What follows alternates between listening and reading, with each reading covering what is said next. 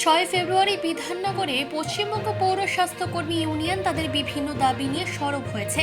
ইউনিয়নের পক্ষ থেকে যেসব দাবিগুলি রাখা হয়েছে সেগুলি হলো অবিলম্বে পৌর স্বাস্থ্যকর্মীদের মাসিক ভাতা বৃদ্ধি করতে হবে, কর্মরত অবস্থায় কোনো কর্মীর মৃত্যু হলে তার পরিবারকে 5 লক্ষ টাকা সহায়তা প্রদান করতে হবে, ষাটোর্ধ্ব কোনো কর্মী গুরুতর অসুস্থ হলে তাকে অবসরকালীন ভাতা দিয়ে অবসর গ্রহণের সুযোগ দিতে হবে, পৌর স্বাস্থ্যকর্মীদের সরকারি স্বাস্থ্যকর্মীর স্বীকৃতি দিতে হবে, সরকারি সব ছুটি, পেনশন, প্রভিডেন্ট ফান্ড এবং ইএসআই এর আওতায় সব কর্মীদের যুক্ত করতে হবে। ইউনিয়নের পক্ষ থেকে জানানো হয়েছে যে তারা তাদের দাবিগুলো নিয়ে আন্দোলন চালিয়ে যাবে। পৌর স্বাস্থ্যকর্মীদের এই দাবিগুলি কতটা যুক্তিযুক্ত এবং সরকার এই বিষয়ে কী পদক্ষেপ নেয় এখন সেটাই দেখার বিষয়। দুর্গাপুরের HSW পশ্চিমবঙ্গ পৌর স্বাস্থ্যকর্মী কন্ট্রাকচুয়াল ইউনিয়নের জয়েন্ট সেক্রেটারি। আমরা আজকে ডেপুটেশন দিতে এসেছিলাম ইউজিএমে। মাননীয় পৌরমন্ত্রী এখানে ছিলেন না, কিন্তু আমাদের আধিকারিক স্যার জলি চৌধুরী স্যারের সঙ্গে আমাদের অনেক কথা হয়েছে। আমাদের যা যা ডেপুটেশনের দাবি ছিল সেই সব বিষয় নিয়ে উনি আশ্বাস দিয়েছেন যে মন্ত্রী পর্যায় পর্যন্ত আলোচনা করবেন এবং উনি যতটুকু জানাবেন। তার মধ্যে সিবিপিএসসি আর ইউপিএসসির যে অফিস স্টাফ, ইউনিভার্সাল স্টাফ এবং এপিএসের ফাইলটা আটকানো আছে, আজকেও সেটা উনি জানিয়েছেন। সে ফাইলটা এখনও ছাড়েননি। আর আমাদের বেতন বৃদ্ধি নিয়ে আমরা যে দাবিটা রেখেছি, উনি বললেন যে আমরা গভর্নমেন্টকে জানাবো এবং জানিয়ে যদি ভালো কিছু রেজাল্ট থাকে আপনাদের জানিয়ে দেবো। তা আমরা পৌরমন্ত্রীর সঙ্গে একবার দেখা করতে চাই। আমাদের যেসব দিদিরা কর্মরত অবস্থায় মারা যাচ্ছে সেই সব দিদিরা কোনো বেনিফিট পাচ্ছে না, তাদের পরিবারটা সেই ফাইলটা মুভ হচ্ছে এবং আমাদের স্বাস্থ্যকর্মীদের কোনো ছুটি নেই, ইএসএল আমরা কিচ্ছু পাই না, কোনো ছুটি পাই না।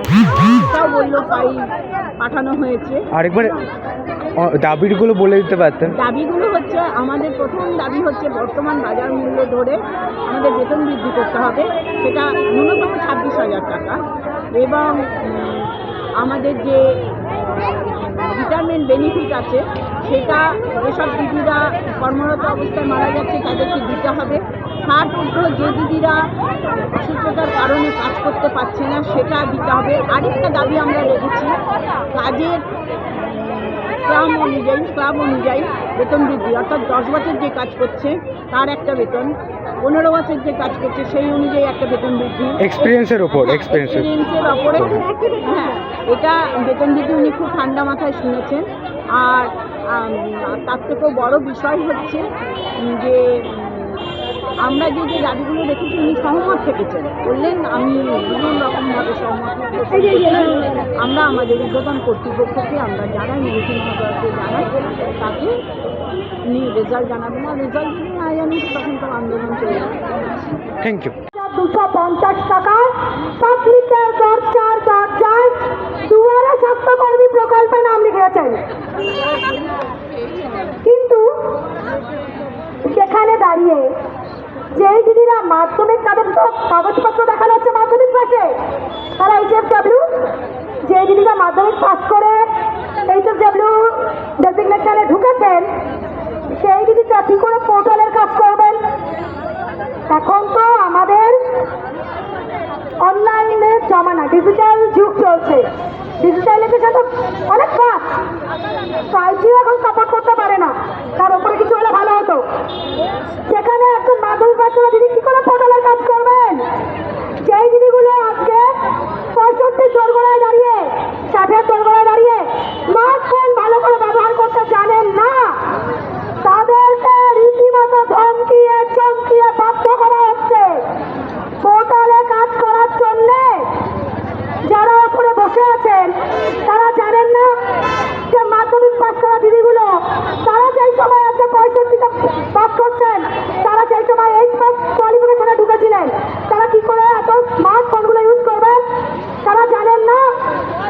কেন তাদেরকে বাধ্য করা হবে সেটাও আজকে ভাবার বিষয় হয়ে দাঁড়িয়েছে। কি আছে করোনার জন্য আমি আমার সুরক্ষার জন্য তাকে আসতে না করেছি, তাহলে সেই কাজটা তাহলে আপনারা করে দিয়ে যান। তাহলে আমরা কারা? আমাদেরকে বলা হচ্ছে 5/4 রুটিন ইমিউনাইজেশন হবে, তুমি গিয়ে তাকে ডেকে নিয়ে আসো। কি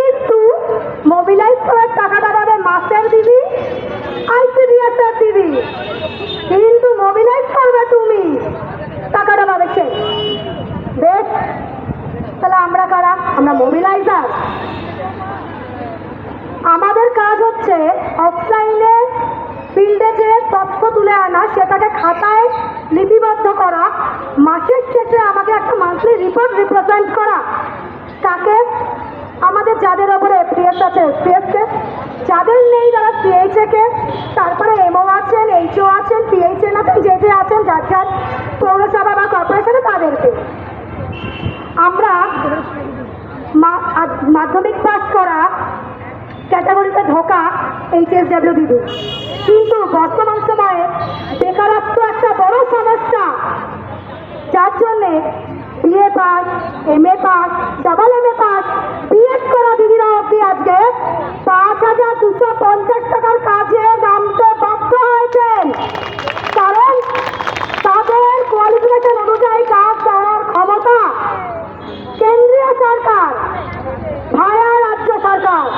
কারণ জানো, তোমরা জানো তারা আমাদের কাছে খবর নিতে আসে দিদি বোনেরা, তারা জানে না, তারা হসপিটালে যায় না কার বাড়ির বাচ্চা হলো, ছেলে হলো, মেয়ে হলো, কত কেজি হলো, কখন হলো, কখন আতুর উঠবে, কারা জানে?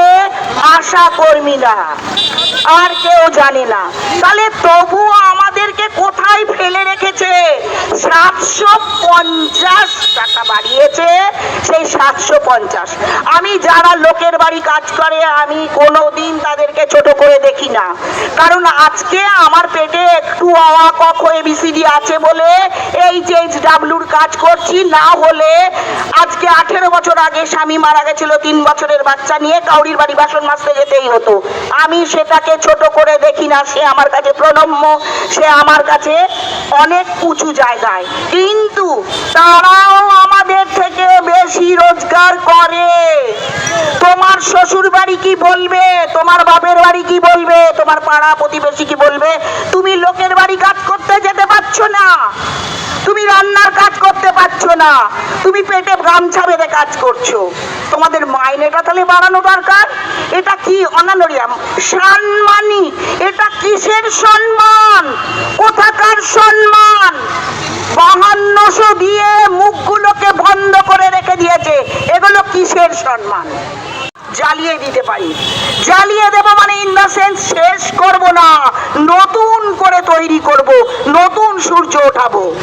আমরা সেই জন্য এখানে এসেছি, আমরা আলগা দেব না, আমরা সবাই অ্যাক্টিভলি দাঁড়াবো। একটু ঝিমিয়ে নাও, একটু চোখ বুজে নাও যদি কাউরির অসুবিধা হচ্ছে, আমার নিজেরই হচ্ছিল, আমি চুপ করে কিছুক্ষণ এক জায়গায় বসে রেস্ট করে আমি আবার এলাম।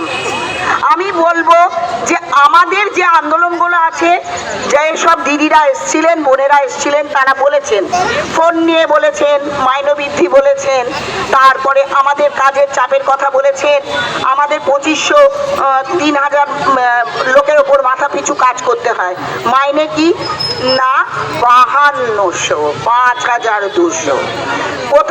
কোথা থেকে চাপ? পৌরসভার চাপ, NM এর চাপ, GMN এর চাপ, রাজ্যের চাপ, সব জায়গা থেকে চাপ আমাদেরকে নিতে হয়। আচ্ছা, আমার একটা কথা, আমরা যে কেন্দ্র রাজ্য সব জায়গায় চাপ, আমার একটা কথা, আমরা যে এই যে চাপ নিচ্ছি, মেলা হবে আমরা যাব, খেলা হবে আমরা যাব, স্কুলে আমরা যাব, স্পোর্টসে আমরা যাব, দুয়ারে দুয়ারে, প্লিজ ডোন্ট মাইন্ড, জানি না আমি কোনো কিন্নর এখানে কেউ আছেন কিনা, আমি তাকে নমস্কার করি, কিন্তু কিন্নরদের যে কাজটা ছিল সে কাজটা এখন আমাদের, সে কাজটা আমাদের। তারা হসপিটাল থেকে খবর নিতে। বিধাননগর থেকে মানসী বসুর রিপোর্ট, চেতনা বার্তা, জেগে থাকে জাগিয়ে রাখে।